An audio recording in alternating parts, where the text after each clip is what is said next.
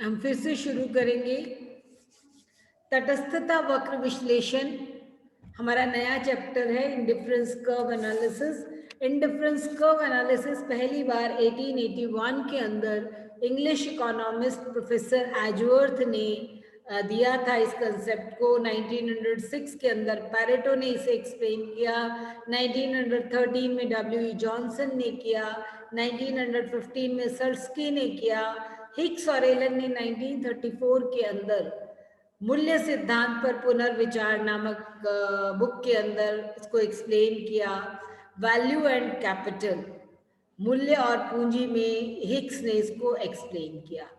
तटस्थता वक्र विश्लेषण गणनावाचक विश्लेषण के स्थान पर दिया गया है।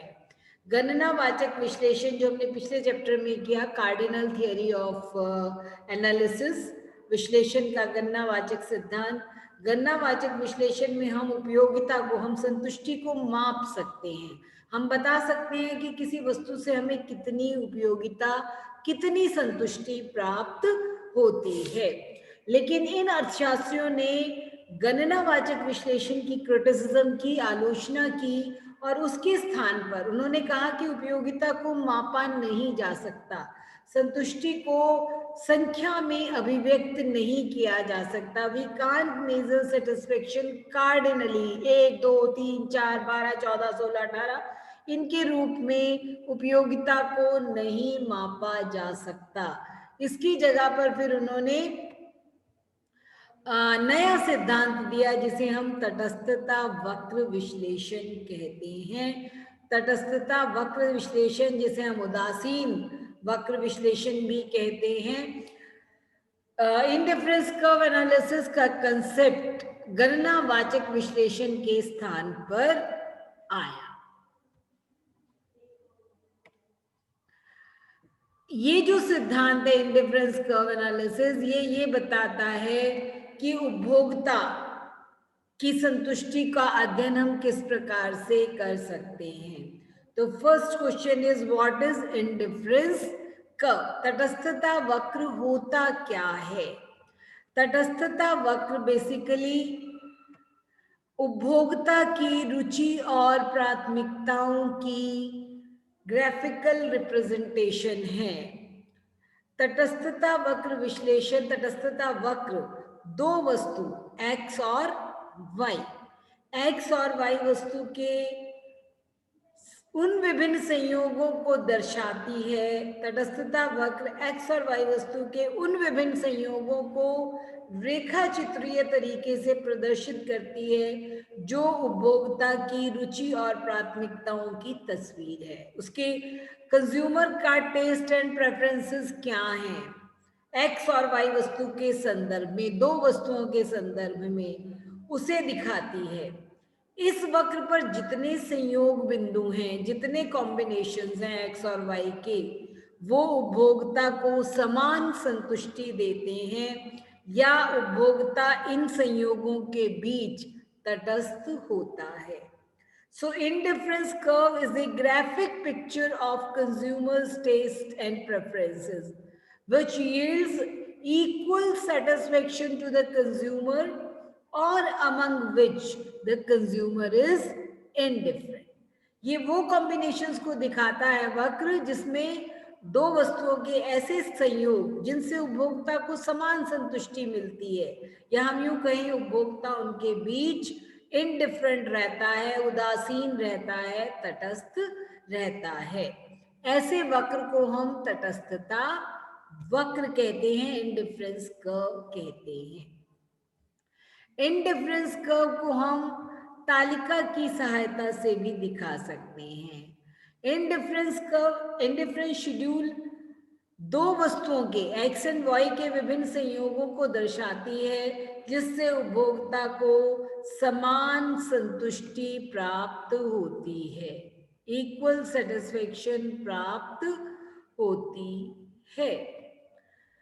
ये तालिका है, इंडिफरेंस कर्व शेड्यूल है एक्स वस्तु और वाई वस्तु। तटस्थता वक्र में दो वस्तुएं हैं, यहाँ हम संतुष्टि कहीं नहीं ले रहे हैं, हम यहाँ पर तालिका में मात्रा ले रहे हैं एक्स वस्तु की और वाई वस्तु की।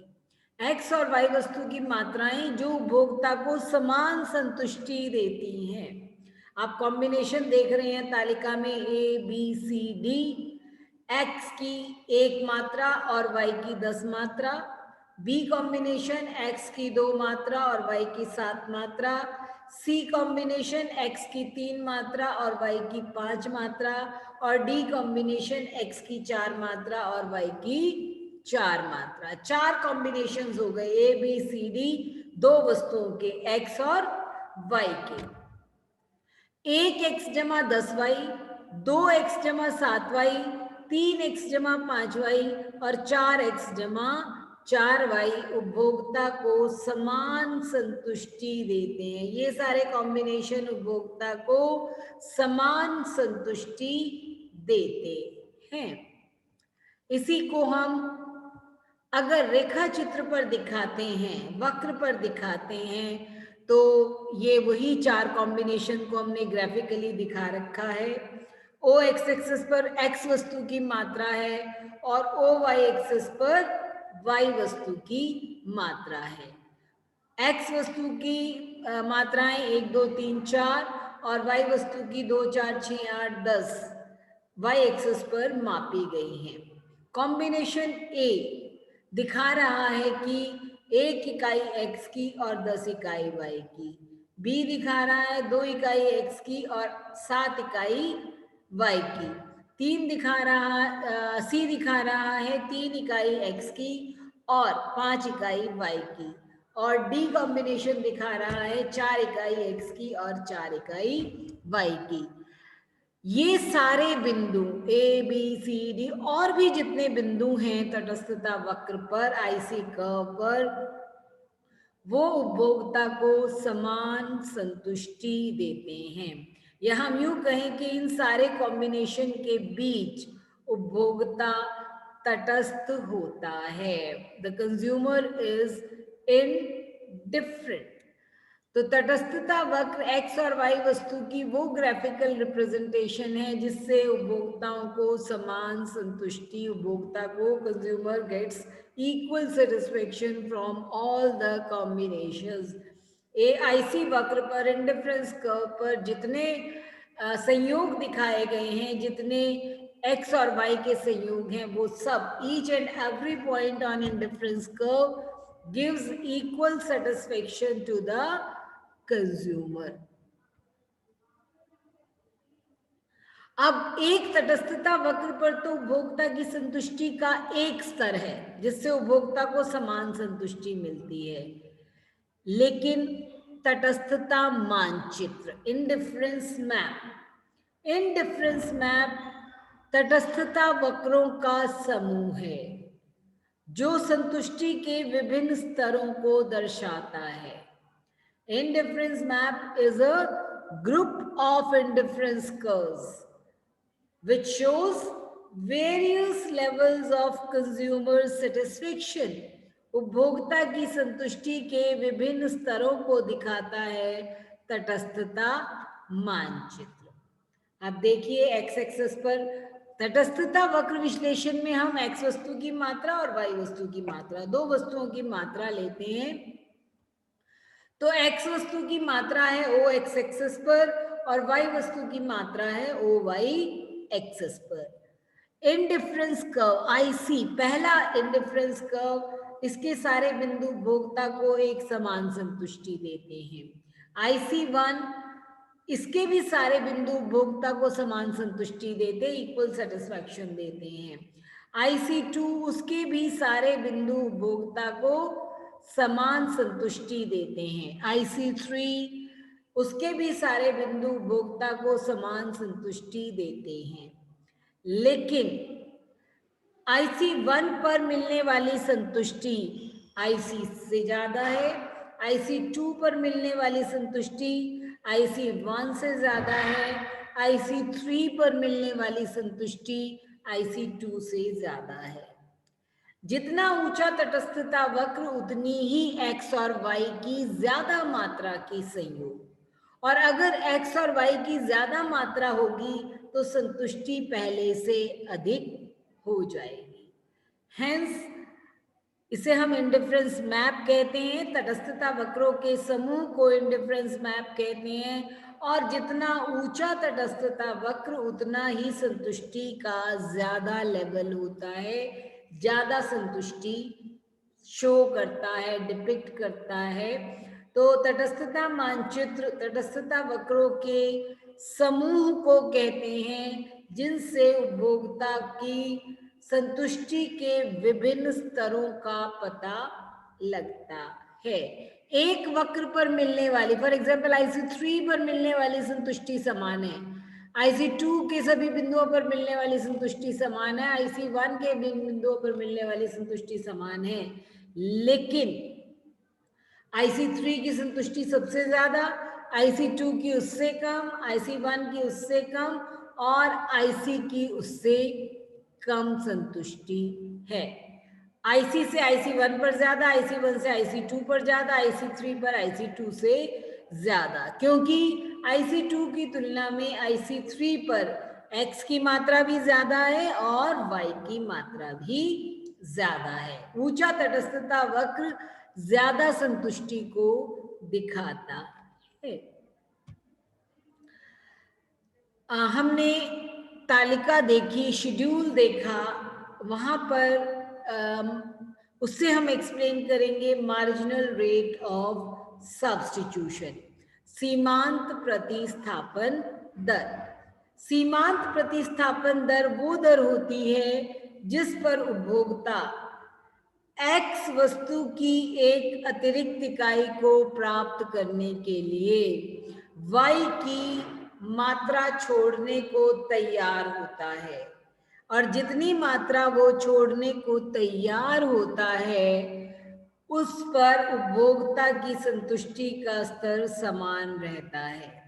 X की एक एडिशनल यूनिट प्राप्त करने के लिए Y की जितनी मात्रा उपभोक्ता छोड़ने को तैयार होता है ताकि उपभोक्ता की संतुष्टि का स्तर समान रहे, उसे कहते हैं सीमांत प्रतिस्थापन दर।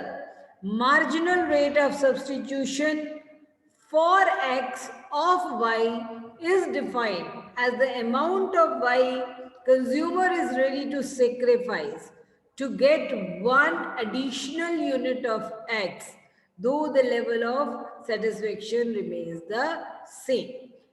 हम चाहते हैं कि संतुष्टि का स्तर उतना ही है और X की एक अतिरिक्त इकाई प्राप्त करने के लिए Y की जितनी मात्रा उपभोक्ता सेक्रीफाइस कर देता है, that is called marginal rate of substitution X for X of Y। आपने ये तालिका पहले भी देखी, हमने बनाई थी। X वस्तु और Y वस्तु के विभिन्न कॉम्बिनेशन जो उपभोक्ता को समान संतुष्टि देते हैं, जिसे तटस्थता वक्र कहते हैं। X की 1 मात्रा और Y की 10 मात्रा, X की 2 मात्रा और Y की 7 मात्रा, X की 3 मात्रा और Y की 5 मात्रा, और X की 4 मात्रा और Y की 4 मात्रा उपभोक्ता को समान संतुष्टि देती है। X की 1 से जब 2 इकाई उपभोक्ता लेना चाहता है तो Y की 3 इकाइयां छोड़ता है, यानी कि 1 इकाई X की इतनी संतुष्टि देती है जितनी 3 इकाइयां Y की देती है। फिर अगली इकाई X की लेने के लिए वो Y की 2 इकाइयां छोड़ने को तैयार होता है, यानी X की 1 इकाई Y की 2 इकाई के बराबर संतुष्टि देती है।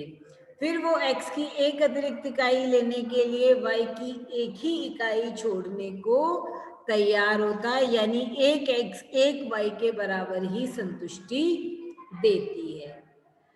तो पहली इकाई जब X की अतिरिक्त ली जाती है तो उपभोक्ता की लॉस ऑफ Y और गेन ऑफ X 3 Y का 1 X की संतुष्टि के बराबर होता है, तभी टोटल सेटिस्फेक्शन एक तटस्थता वक्र पर समान रहती है। फिर वो घटकर 2:1, फिर 1:1। तो ये जो ट्रेंड है ये आप ये देख रहे हैं कि x के लिए y की जो मात्रा उपभोक्ता सेक्रीफाइस कर रहा है वो लगातार घटती चली जाती है। इसे हम कहते हैं diminishing marginal rate of substitution. सीमांत प्रतिस्थापन दर घटती चली जाती है, घटती सीमांत प्रतिस्थापन दर। x की एक अतिरिक्त इकाई प्राप्त करने के लिए y की उपभोक्ता घटी हुई मात्रा छोड़ने को तैयार होता है। ये डिक्लाइन क्यों होती चली जाती है? पहले 3:1 थी, फिर 2:1 हो गई, फिर 1:1 हो गई। ऐसा क्यों होता है? पहली बात, कारण क्या है कि उपभोग किसी भी आवश्यकता को संतुष्ट किया जा सकता है। Particular want can be satisfied. जब आप लगातार उसको लेते चले जाएंगे तो आपकी जो आवश्यकता है वो संतुष्ट हो जाएगी। तो क्योंकि घटती चली जाती है धीरे धीरे उपयोगिता और आपकी आवश्यकता संतुष्ट होती चली जाती है। दूसरा, वस्तुएं अपूर्ण स्थानापन्न होती हैं। वस्तुएं एक दूसरे की परफेक्ट सब्स्टिट्यूट्स नहीं होती, उनसे बिल्कुल एक जैसी संतुष्टि प्राप्त नहीं होती। तो जैसे जैसे आपके पास एक वस्तु की मात्रा बढ़ती है उसका पॉइंट ऑफ स्टेबिलिटी आने लगता है, पूर्ण तृप्ति बिंदु आने लगता है। और क्योंकि पूर्ण तृप्ति बिंदु के पास आने लगते हैं तो उसकी संतुष्टि घटती चली जाती है और दूसरी वस्तु जिसकी मात्रा कम हो रही है उसकी अतिरिक्त संतुष्टि बढ़ती चली जाती है। तीसरा रीजन है ऑल्टरनेटिव यूजेस ऑफ गुड। जो वस्तु हम उपभोग कर रहे हैं उसके वैकल्पिक प्रयोग होते हैं, और क्योंकि वैकल्पिक प्रयोग होते हैं तो जैसे जैसे मात्रा बढ़ती है हम उसको कम आवश्यक उपयोगों में प्रयोग करने लगते हैं, जिनसे मिलने वाली संतुष्टि घटती चली जाती है। इन सारे रीजंस की वजह से सीमांत प्रतिस्थापन दर घटती चली जाती है। कई बार पूछा जाता है कि हमने पिछले चैप्टर में किया घटती सीमांत उपयोगिता जो है वो भी घटती है, law of diminishing marginal utility. और यहाँ हम इंडिफरेंस कर्व एनालिसिस में देख रहे हैं घटती सीमांत प्रतिस्थापन दर। तो सीमांत प्रतिस्थापन दर घट रही है और सीमांत उपयोगिता भी घट रही है, तो क्या दोनों में कोई अंतर है? पहली चीज तो घटती सीमांत उपयोगिता में उपयोगिता को मापा जा सकता था, घटती सीमांत प्रतिस्थापन दर में उपयोगिता को मापा नहीं जा सकता, that can not be measured. Secondly, घटती सीमांत प्रतिस्थापन दर में मुद्रा की सीमांत उपयोगिता को हम स्थिर नहीं मानकर चल रहे हैं, जबकि घटती सीमांत उपयोगिता में हम मुद्रा की सीमांत दर को सीमांत संतुष्टि को स्थिर मानकर चले थे। थर्डली, गणनावाचक विश्लेषण में हमने ये भी माना कि वस्तुओं की जो उपयोगिता होती है वो एक दूसरे से स्वतंत्र होती है। The satisfaction derived from one unit of a good is independent of the satisfaction from other good. एक वस्तु की संतुष्टि दूसरी वस्तु की संतुष्टि से अलग होती है, उसको प्रभावित नहीं करती, जबकि ऐसी कोई मान्यता हमने सीमांत प्रतिस्थापन दर में नहीं मानी है। इसलिए हम कहते हैं कि जो घटती सीमांत प्रतिस्थापन दर है वो ज्यादा प्रैक्टिकल है, ज्यादा व्यवहारिक है घटती सीमांत उपयोगिता की तुलना में। Next is assumptions of the indifference curve analysis, तटस्थता वक्र विश्लेषण की मान्यताएं। जिन चीजों पर, जिन शर्तों पर कोई विश्लेषण आधारित होता है उसे हम नियम की मान्यताएं कहते हैं। पहली मान्यता उपभोक्ता विचारवान है, the consumer is a rational consumer. वो सोच विचार कर अपना पैसा खर्च करता है, वो अधिकतम संतुष्टि चाहता है। दूसरा, ऑर्डिनल यूटिलिटी, क्रमवाचक माप। हम उपयोगिता को 1 2 3 4 में नहीं माप सकते, उनको ऑर्डर दे सकते हैं, उनका क्रम दे सकते हैं, पहला दूसरा तीसरा चौथा। ऐसे उपयोगिता को क्रमवाचक तरीके से मापा जा सकता है, गणनावाचक तरीके से नहीं। तीसरा, घटती सीमांत प्रतिस्थापन दर। ये विश्लेषण ये मान के चलता है कि जैसे जैसे एक वस्तु की मात्रा को बढ़ाया जाता है, उस वस्तु से मिलने वाले, उस वस्तु की स्थान पर अगर आप दूसरी वस्तु लेना चाहते हैं तो उसकी मात्रा घटती चली जाती है। चौथा, ये विश्लेषण ये मान के चलता है कि पूर्ण तृप्ति अभी आई नहीं है, ना एक्स वस्तु की ना वाई वस्तु की। पॉइंट ऑफ स्टेयरिटी जो हमने पिछले चैप्टर में पढ़ा था कि जहां अगर आवश्यकता संतुष्ट हो जाती है पूर्णतया, वो बिंदु ना एक्स में आया है और ना ही वाई में आया है। दो इम्पॉर्टेंट जो अजम्पशंस हैं वो हैं, पहली चीज कंसिस्टेंसी इन सिलेक्शन, चुनाव में सामंजस्य। अगर उपभोक्ता ये कहता है कि उसे ए से ज्यादा संतुष्टि मिलती है बी की तुलना में, तो ये अपने आप सिद्ध हो जाता है कि बी से मिलने वाली संतुष्टि ए की तुलना में कम है। अगर ए बी के बराबर है तो इसका मतलब बी भी ए के बराबर है। लास्ट अजम्पशन है ट्रांजिटिविटी, जिसको हम कहते हैं संक्रमकता। इसका मतलब ये है कि उपभोक्ता ने जो एक बार अपना ऑर्डर दे दिया, अपना जो क्रम दे दिया, उसे वो बदल नहीं सकता। अगर ए से मिलने वाली संतुष्टि बी से ज्यादा है और बी से मिलने वाली संतुष्टि सी से ज्यादा है, तो ए से मिलने वाली संतुष्टि अपने आप सी से ज्यादा हो जाएगी। अगर ए की संतुष्टि बी के बराबर है और बी की संतुष्टि सी के बराबर है, तो ए से मिलने वाली संतुष्टि सी के बराबर रहेगी। ये सारी पूर्व शर्तें हैं, मान्यताएं हैं जिन पर ये नियम आधारित है। ये विश्लेषण, it is based on all these assumptions. आज के लिए इतना ही काफी है।